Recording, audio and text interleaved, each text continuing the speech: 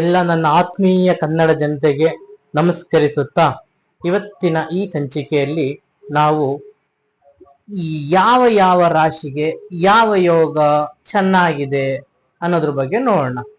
ಅದಕ್ಕಿಂತ ಮೊದಲು ನನ್ನನ್ನು ಪ್ರೀತಿಸಿ ಆರಾಧಿಸಿ ಎಲ್ಲರೂ ನನಗೆ ಯಾರೆಲ್ಲ ನನ್ನ ಚಾನಲ್ ಸಬ್ಸ್ಕ್ರೈಬ್ ಮಾಡ್ತಾ ಇದ್ದೀರಾ, ಲೈಕ್ ಮಾಡ್ತಾ ಶೇರ್ ಮಾಡ್ತಾ ತಮಗೆಲ್ಲ ವಂದಿಸುತ್ತಾ, ನನ್ನ ಕುಲದೇವತೆಯಾದಂತಹ ಲಕ್ಷ್ಮೀ ರಂಗನಾಥ ಸ್ವಾಮಿ, ಗವಿ ರಂಗನಾಥ ಸ್ವಾಮಿ, ಗುಂಡಪ್ಪ ಸ್ವಾಮಿ ಪಾದಾರವಿಂದಗಳಲ್ಲಿ ನಮಸ್ಕರಿಸುತ್ತಾ, ನಮ್ಮ ಇವತ್ತಿನ ಈ ಸಂಚಿಕೆಯಲ್ಲಿ ನಾವು ಯಾವ ಒಂದು 5 ರಿಂದ 6 ರಾಶಿಗಳು ತುಂಬಾ ಚೆನ್ನಾಗಿದೆ. ಈ ಒಂದು ಟೈಮಲ್ಲಿ 6 ರಾಶಿಗಳು ಯಾವ್ಯಾವು ಚೆನ್ನಾಗಿರೋವು ಅಂತ ನೋಡೋಕೋರೆ, ಮೊದಲಿನಿಂದ ನಾವು ಬಂದ್ರೆ ಮೇಷ ರಾಶಿ.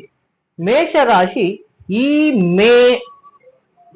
ಮೇ ಜೂನ್, ಈಗ ಜನವರಿ, ಫೆಬ್ರವರಿ, ಮಾರ್ಚ್, ಏಪ್ರಿಲ್, ಮೇ, ಜೂನ್ 6ನೇ ತಿಂಗಳು ತಗೊಳ್ಳಿ.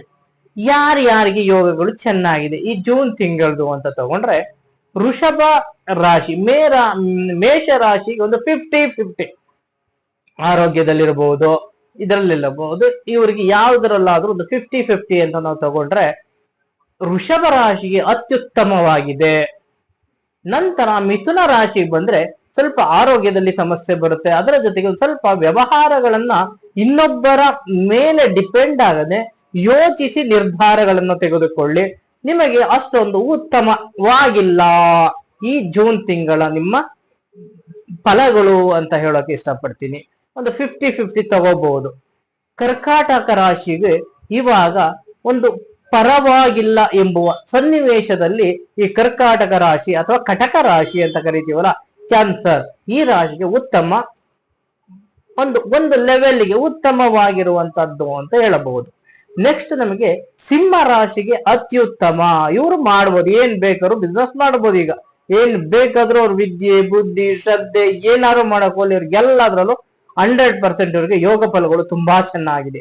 ನೆಕ್ಸ್ಟ್ ಕನ್ಯಾ ರಾಶಿಗೆ ಬಂದ್ರೆ, ಕನ್ಯಾ ರಾಶಿ ವಿರ್ಗೋ ಅಂತ ಕರಿತೀವಿ.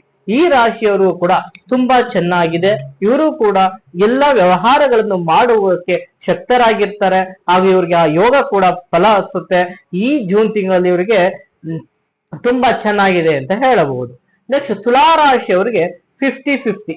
ಇವರಿಗೆ ಲಾಸ್ ಮಾಡ್ಕೊಳ್ಳೋದು, ಸ್ವಲ್ಪ ಯೋಚನೆ ಮಾಡಿ ಹೆಜ್ಜೆ ಇಡಿ, ಯಾರ ಮಾತನ್ನ ಕೇಳಬೇಡಿ. ದಯಮಾಡಿ ಯಾವುದೇ ನಿರ್ಧಾರಗಳನ್ನು ನೀವು ಇನ್ನೂ ಒಂದು 3 ತಿಂಗಳು ಯೋಚನೆ ಮಾಡಿ ಮುಂದೆ ಹರಿರಿ. ಈಗ ತುಲಾರಾಶಿಯವರಿಗೆ ಅಷ್ಟೊಂದು ಉತ್ತಮವಾಗಿಲ್ಲ ಅಂತ ಹೇಳೋಕೆ ಇಷ್ಟಪಡ್ತೀನಿ.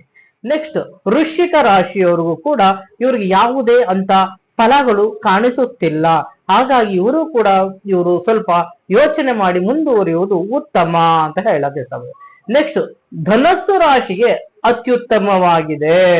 ಧನಸ್ಸು ರಾಶಿ ಉತ್ತಮವಾಗಿದೆ. ನಿಮ್ಮ ಕೆಲಸ ಕಾರ್ಯಗಳು, ವ್ಯವಹಾರಗಳು, ಎಜುಕೇಶನ್, ಬಿಸಿನೆಸ್, ಕನ್ಸ್ಟ್ರಕ್ಷನ್ ಮಾಡುವಾಗ ಮನೆ ಕಟ್ಬಿಡಿ, ಈಗ ಆಗುತ್ತೆ, ನಿಮ್ಗೆ ಯೋಗ ಚೆನ್ನಾಗಿದೆ. ನಿಮ್ಗೆ ವಿದ್ಯೆ ಅಬ್ರಾಡ್ಗೆ ಹೋಗ್ಬಿಡಿ, ಯೋಗ ಚೆನ್ನಾಗಿದೆ. ಧನ ಧಾನ್ಯಗಳನ್ನೆಲ್ಲ ನಿಮ್ಗೆ ಯೋಗ ಒಳಗೂ ತುಂಬಾ ಚೆನ್ನಾಗಿದೆ. ನೆಕ್ಸ್ಟ್ ಮಕರ ಮತ್ತೆ ಕುಂಭ ಅತ್ಯುತ್ತಮವಾಗಿದೆ. ಗುರುಬಲ ಅವ್ರಿಗೆ ಚೆನ್ನಾಗಿದೆ. ಇವಾಗ ಈ ಒಂದು 5-6 ವರ್ಷದಿಂದ ಅವರು ಅನುಭವಿಸಿದ ನೋವೆಲ್ಲ ಮರೆತು ಇನ್ನು ಮುಂದಕ್ಕೆ ಕುಂಭ ಹಾಗೂ ಮಕರ ರಾಶಿ ಎರಡೂ ಕೂಡ ಅತ್ಯುತ್ತಮವಾಗಿದೆ. ಅದರ ಜೊತೆಗೆ ಮೀನ ರಾಶಿಗೆ ಒಂದು 50-50 ಅಂತ ಹೇಳ್ಬೋದು.